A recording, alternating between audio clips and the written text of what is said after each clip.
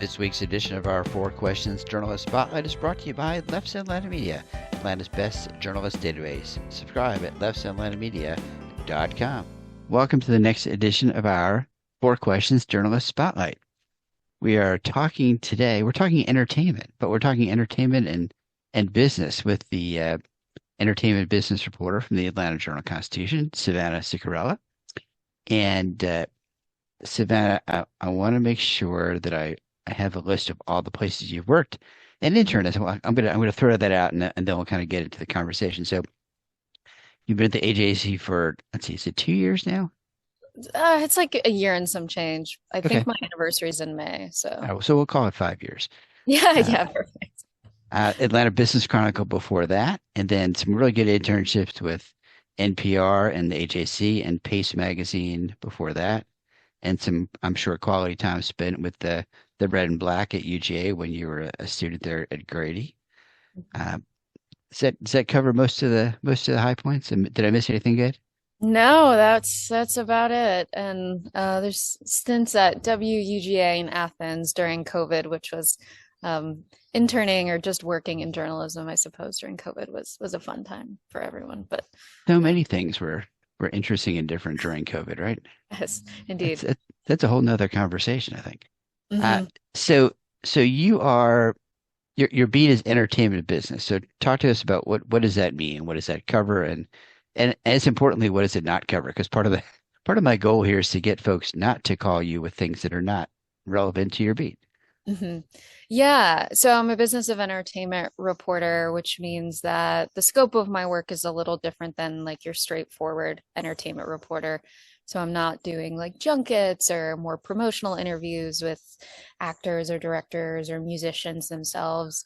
I'm more so peeling back the layers of the industry, whether it's music, film, its mechanics, looking at what's happening with the legislature that enables these industries to grow or to stagnate, whether you're talking about the film tax credit or you're talking about something as unsexy as a permitting process, and also the forces that are at play politically, and what can impact like the cable industry and the broader television industry. So I'm fortunate to where I don't get a lot of pitches that aren't really for me, but the nature of my job and working at a publication like the AJC is if it's not for me, it could be for someone else. Yeah. Right, because you've got a couple other reporters who cover kind of what we, as you said, the junkets and the more featurey sides of entertainment that don't have the politics or business angle uh, to it. And then you've got kind of the Mike Jordan's team who covers kind of other entertainment issues in Atlanta, and then the calendar folks in the living section who cover events coming up and that kind of thing. So, and I should mention, I feel like the HAC has really beefed up their entertainment coverage over the last couple of years. It's for a while it was Rodney trying to do it all by himself, and I know he's happy to have the help, people to you know kind of shoulder some of the burden. Although he seems to get a lot of the junkets sometimes, which could be, I guess, could be fun or maybe not fun depending on your perspective, right? Yeah, yeah. There's totally nothing wrong with that. I think I would love to do junket, sort of interviews with actors and directors that I love, but a lot of those films have no relation to Georgia. But Rodney loves it. He likes it. So Well, he's been doing it for a long time. So what do we consider entertainment? And what are obviously film, television? What other things do you consider entertainment? Within Georgia specifically, Yeah. music is a huge cultural export, which is interesting when you think about we're such a hotbed of artists, but there really isn't a lot of infrastructure there for the music industry. We've got studios and we now have a presence with UTA, a major talent agency. But as far as like deal makers, many of them are still based out of New York or LA. But Atlanta, a lot of people, their only exposure to Atlanta as a city is through its rap scene, through other bands and musicians across different genres. And that would also include esports. which Good. Yeah, is right. yeah, which Right. has its own footprint in Atlanta, through its various companies and our own esports teams here. So it's pretty broad, and I'm sure I'm forgetting other television news. It's everything. The Yeah. AJC, that's entertainment, right? They can be. It is entertaining sometimes, very Yeah. often. Uh, yeah, I mean, I remember some years ago, 5, 6, 7 years ago, there was this conversation about kind of, from the music industry perspective of creating facilities or venues where major artists would um, kind of practice their tours before they went on tour. So, if Beyonce was going to kick off her tour in January, she would spend October, November, December in Atlanta at this facility with her team and her band, kind of practicing the act. And I don't know that that has really happened yet. I Mhm. haven't really heard about much of that. I think Trilith had just added another component to their sprawling campus, that's called Trilith Live, and I know Usher did his tour rehearsals there. So I think Okay. some spots, but like as far as all of these major artists deciding to come practice and to rehearse in Atlanta, as I don't know if that's reality as much of it is like, wouldn't it be nice? But I mean, there is interest, so it's Yeah. happening to some extent. Sporadically. Yeah, Yeah. it's interesting. I have conversations with some of the folks that own sound stages around town and complexes, and the dynamic is kind of, when they're quiet, they want business, so they're trying to fill other businesses, but then they're worried that if they book something that's not a big film production, then somebody comes in and says, "Hey, I need your stages for 3 months," and have somebody else booked, then they've got a problem. So sometimes there almost seems to be you know, I think we're going to book it, so let's leave it as opposed to let's book it. But again, you get folks like, Dan Rosenfeld over at Electric Owl who've done. I know he's been doing some different things with his space. He had a tennis tournament in there recently that I know the AJC wrote about it. I can't remember if that was you specific. Was that you Yeah, specifically? yeah, it's Okay, me. okay, good. Yeah. Dan's a friend. He's awesome, and it's nice to see that he is kind of being creative about how do I make some money for my stages when I don't have something else in there. And granted, Dan doesn't have the same footprint that Trilith has or that Shadowbox has, in terms of the number of stages there. He's got what has he got, like two and a half stages there at Electric Owl, something like that, as opposed to, you know, 10 or 20, 15 or 20 18. that Yeah. 18, yeah, some of the others have. Yeah. Uh, Talk to me about, I know you wrote recently about the kind of the Georgia versus Florida in terms of Georgia versus California, not Florida. Not Florida. I don't know why Florida came up.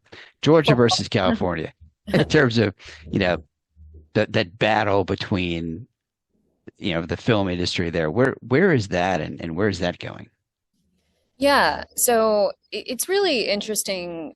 We're in a position where Georgia has made some tweaks to its incentive programs, and to use that in a plural sense to be more broad of our incentive, our 30% uncapped, hasn't been changed, but the state has done some things to improve the processes of we now have a post-production, or we reinstated a post-production credit. We streamlined the auditing process. And so that's what we have done to bolster business in the state. But other states like California, which is the birthplace of American film, their credit wasn't as great as Georgia's, and that's not me being subjective because I work for the AJC, but it's true. So they doubled their cap. So California has a cap, which means that only a certain amount of productions can tap into a certain amount of dollars. Or Georgia's saying, just come to our state and we'll give something to you if you meet the qualifications. So California had some wiggle room, and they doubled their cap. New York has done some things. New Jersey has taken similar measures. But in California, we really started to see the impact of these measures. So there was a 400% increase in applications. I believe the same month or the month after these changes were made. So that's like a real tangible impact. That's a number that we could point towards to say, like, this is working. But California and Georgia and every state in the US that are just tweaking their incentive programs are trying to pull production back from overseas markets to the US because overseas you have uh, universal basic health care. You don't have to pay for healthcare expenses. You don't have to pay the same rates as you do in the US. There are benefits for studios to keep their projects overseas or to move their projects overseas. But I also think there's a fallacy of saying, if we do all these things, then all of the productions will move back to the US and it will be just like it was in 2022 or 21 when we were having so much in Georgia and in the US. But that was due in part to streamers and studios spending a bajillion amount of money or Right, dollars right. Which is to not bolster happening. catalogs. Yeah, which is not Right, happening as much right right. now, right? Yeah, yeah, yeah, Exactly. And so like you yeah. have to think that this is, these are great measures, but um, we have to do something else to bolster production back to where it was. And who knows if that will ever happen. How many stages are we at here in Atlanta and Georgia? Is it 150 or something like that? Like individual stages. Individual stages? I only know the number and I just kicked my table and Sorry. everything moved. Um, Earthquake. I don't know the number of stages. I know the square footage. So we're Oh, okay. at or about, or we're at or above about 5 million square feet of space. So Okay. that's a lot of space. Yeah.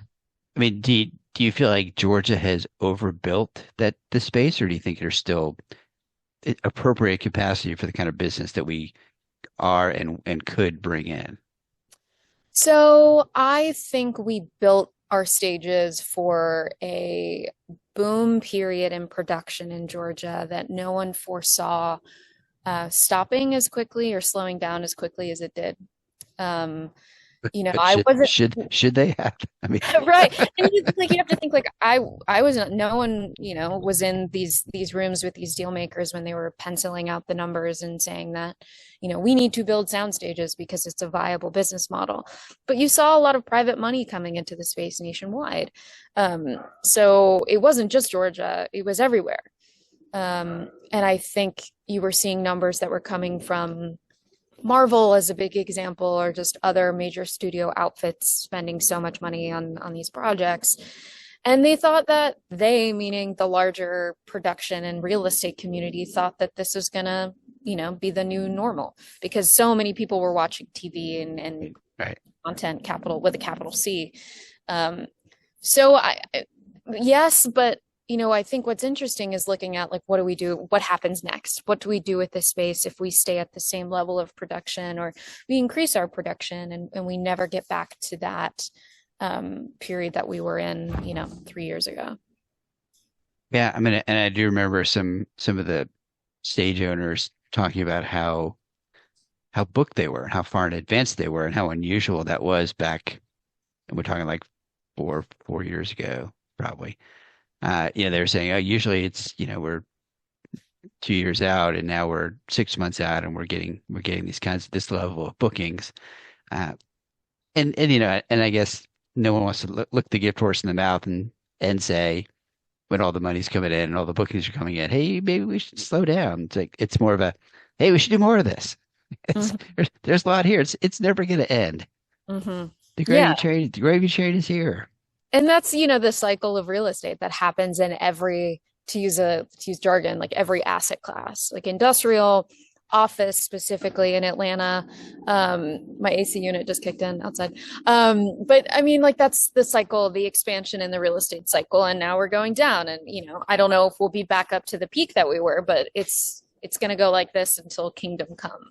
Yeah, and I guess it really is a good reminder for some of these folks to kind of be thinking about, as Dan did at Electric Owl, is how do I fill in the blanks? How do I fill in the empty spaces? What can I do here? And and for Trilith, maybe that's not worth it, based on the on their business model. Uh, but definitely for the majority, I don't say the majority, the a great number of the smaller stages that are 2 or 4 stages, and they're not 80,000 foot stages. They're 15 or 25,000 foot stages. They're the smaller ones. You know, that makes maybe that makes more sense. I don't know that you would put a tennis tournament into one of Trilith's giant sound stages, it would, I don't know what that sound would sound like. As Hmm. tennis balls bounce everywhere, right? Yeah. Um, what are some of the kind of the big stories and issues that you're going to be following over the next few months? And obviously the legislative session is coming up. Is there something? Do you think they'll look at the incentives again this year, tweak that at all? I don't know. Last year, speaking to the legislative session, last year there wasn't any movement. It was like everyone was like, okay, I don't talk about it, you don't talk about it. Right. Because the when there was tension about 2 years ago, it's because we were spending 5 billion plus. Um, and then you looked at the numbers from the previous legislative session, and it was half of that. And so the argument over we're spending too much, it was just naturally slowed by what was happening in the industry. So there wasn't that same argument of trying to rein the tax credit in to cap the credit. So I wouldn't be surprised if there were measures to do something to bolster the credit. I don't know if that's going to look like increasing it from 30% to 35% and upwards to 40%. I know Warnock is working on some legislation that they announced, I think, back in August. So, I mean, there's some things happening, but I don't know what that's going to look like. There's also talk of a federal incentive, which is not going to happen overnight. But what's interesting is you have President Donald Trump championing "Make Films American Again" or whatever his slogan is. It's been a minute. Yeah, Uh, there was that he was going to put a tariff on films right, made outside the U.S., right? And the right. picture was how does that work? No one knows how that's going to work. Yeah. But this was brought up in May, and then it was brought up a couple of weeks ago by Donald Trump of these tariffs on foreign made films. I think if we look at that argument and we crack it open like a Russian doll, you've got, tariffs and all these different things. The center of like the Tootsie Pop, right? The center is There there you needs go. to be There's a good some reference. How many? there needs How many? I'm going to ask you how many licks does it take to get there to the center? Do you remember that commercial with the Yes, of owl? course I do. Yeah, they Okay. like recently redid the commercial to Did the they? point where I looked up the old one. But they played that all the time on Boomerang, way back in the day. But the center of that argument is there needs to be some federal intervention, and this is what industry folks are saying. There needs to be federal intervention, and so much of the energy has been devoted towards instead of tariffs there needs to be a federal tax incentive. And I don't know what that looks like. Other countries have done similar measures to where that would be, in theory, it could be added on top of, okay, if you're filming in Georgia, you can access Georgia's credit and then you can get this federal uplift.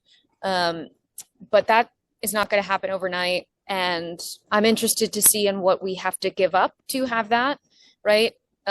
What is it going to take for this to get off the table? Because there's always a winner and there's always a loser in that situation. And so it seems like we're at the same position we were in May, but I don't know. So what rises out of the rubble of the current situation? I don't know. Yeah.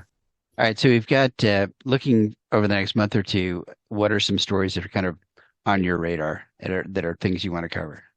Yeah, I would say what we just talked about with the federal intervention and this incentive is interesting. Any measures that other states are taking to compete with Georgia, which is, again, not coming from a subjective perspective, but Georgia has, I think, the most competitive film incentive out of any other market in the US. It's uncapped, it's 30%. What are other states doing to compete with Georgia?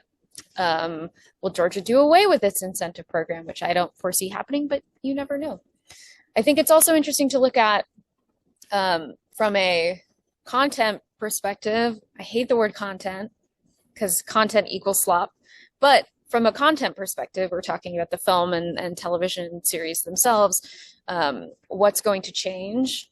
Are we going to see not a resurgence, but like a real hearty backing behind lower budgeted, small budget, independent filmmaking now that audiences aren't reacting to these like tentpole spectacular movies as much as they were Right. years beforehand.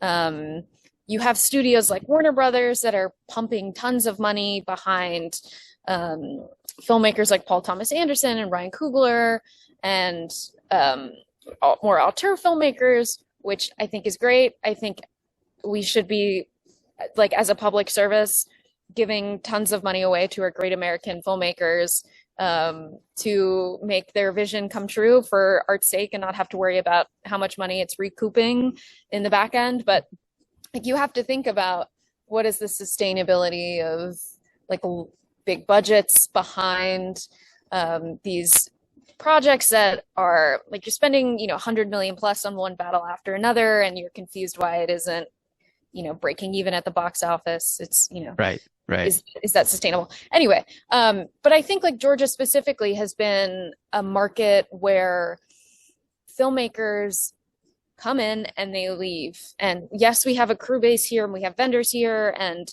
we have our own film ecosystem, but you're not really having, with some exceptions, large name talent living, working here.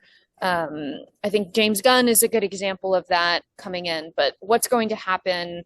Are we going to, like, Trilith just signed this deal with American High, which is this production outfit out of Syracuse that committed to making, it was either 2 or 4. It's been a minute since I've looked at that story, but 2 to 4 productions per year.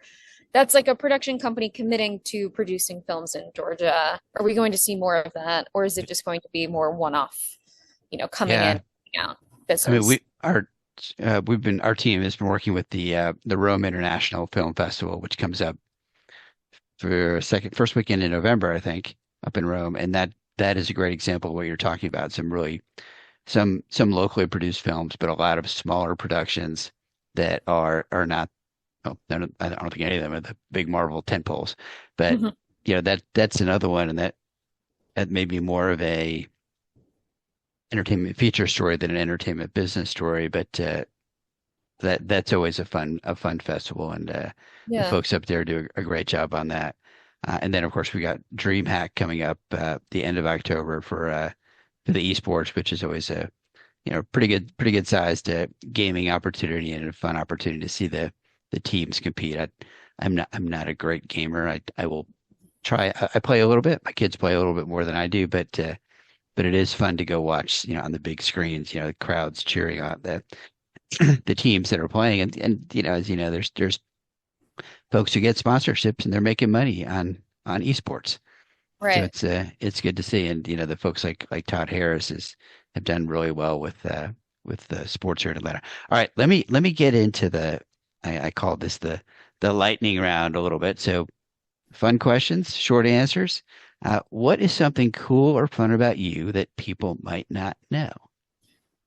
Oh man, I was born with 11 fingers. I had polydactyly. I have 10 now. But that is, I think, is that a dominant trait? I learned about this in biology class in high school, but maybe that's why I could type so fast, is because I was supposed to have 11 fingers, but And I guess that's something that they fix fairly soon after birth. I don't I don't yes, I don't I don't I don't know if that's something that, I mean, is that an advantage if you're older? I don't know. I don't know. I think Do you ever uh, wonder? I know I believe most people I had a friend in high school named Leanne. She was born with 12 fingers and 2 extra earlobes, and they're no longer there. So I think it's like very common for them to take them off in whatever way they do. I've never asked questions about it, but it's a more common trait than you realize. Than people think. Okay. All right. Okay. Last book you've read or the last podcast you've listened to? Okay. I just finished Time of Desecration by the great Italian novelist Alberto Moravia, which was a heavy read and a true trip into the human psyche. But every October, I reread The Secret History by Donna Tartt. which is not a deep cut. A lot of people like that book, but I just finished rereading that. So, Yeah. Favorite local restaurant? um, it is a bit far out. Well, it's a county away, but I like Jang in Duluth. Okay. Um, yeah, Korean. What's the cuisine? What kind of cuisine is that? It's Korean food. Korean. Okay. Okay, good. Um, Favorite guilty pleasure? Okay. I would say like soapy Italian television, Italian language television. We just watched this series called Hotel Castellio, I think it's called. Okay. Um, I'll have to get you the link to it. I think it was Yeah. on Amazon. Okay. But Okay. it was Italian made, but pretty good. Yeah. Um, Favorite local getaway? Chattanooga. I love Chattanooga. It's like a day trip. Tons of great antique and vintage stores up there. And there's a really good restaurant there called Sidetrack that I always go to. Um, yeah. And favorite non-work hobby? It is such a boring answer, but baking, I bake a lot of bread. And Okay. usually every weekend I have some ambitious project I'm trying to Are cook. you feeding your coworkers? I used to at the Atlanta Business Chronicle.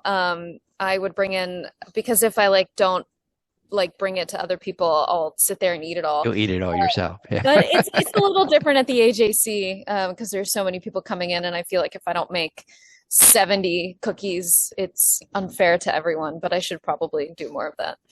Yeah.